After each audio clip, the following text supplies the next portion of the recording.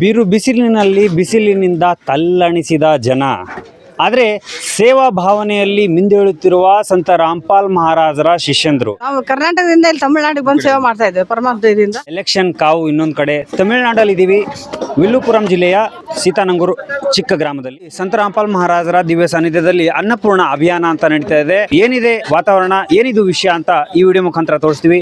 ಪೂರ್ತಿ ವಿಡಿಯೋ ನೋಡಿ. ಗಂಡ ಇರಲ್ಲ, ಮತ್ತೆ ಮಕ್ಕಳು ಸಣ್ಣ ಇರ್ತಾರೆ, ದುಡಕ್ಕಾಗಲ್ಲ ಅಂತವರಿಗೆ ಮನೆಯನ್ನು ಕಟ್ಟಿಸ್ಕೊಡ್ತಾರೆ. ಇದು ಮನೆ ತೋರಿಸ್ತೀನಿ. ಇದು ಕಿಚನ್ ಇದೆ, ಇದು ಡೈನಿಂಗ್ ಹಾಲ್ ಇದೆ, ಬೆಡ್ರೂಮ್ ಇದೆ, ಇನ್ನೊಂದು ಬೆಡ್ರೂಮ್, ಮತ್ತೆ ಇದು ಹಾಲ್.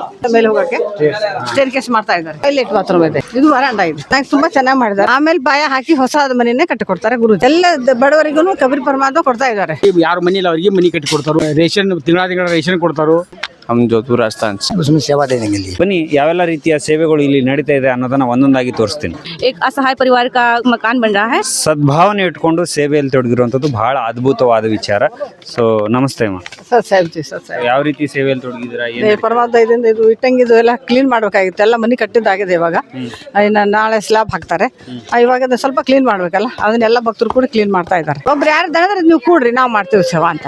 ಕರ್ನಾಟಕ ಬಳ್ಳಾರಿ ಡಿಸ್ಟಿಕ್ ಸಂಡೂರು ತಾಲೂಕಿಂದ ಬಂದಿದೆ. ಒಂದು ಸಣ್ಣ ಸೇವೆ ಕೊಟ್ಟಿದ್ದಾರೆ, ಅದು ಮಾಡಿದ್ರೆ ನಮಗೆ ಮನಸ್ಸು ಎಷ್ಟೋ ತೃಪ್ತಿ ಕೊಡ್ತೈತಿ. ನಿರ್ಗತಿಕರಿರ್ತಾರೆ, ಅವರಿಗೆ 3 ಹೊತ್ತು ಊಟ ಮಾಡಕ್ಕೆ ಅವರಿಗೆ ಅಂದ್ರೆ ಅವ್ರ ಹತ್ರ ಒಂದು ದುಡಿಮೆ ಇರೋದಿಲ್ಲ. ಅವರೆಲ್ಲ ಮನೆಯಲ್ಲಿ ರೋಗಿಷ್ಠರು ಇರ್ತಾರೆ, ಅವರಲ್ಲಿ ಸಮಸ್ಯೆ ಇರುತ್ತಲ್ಲ, ಅಂತವರಿಗೆ ಉಪವಾಸನ ಯಾರು ಇರಬಾರ್ದು.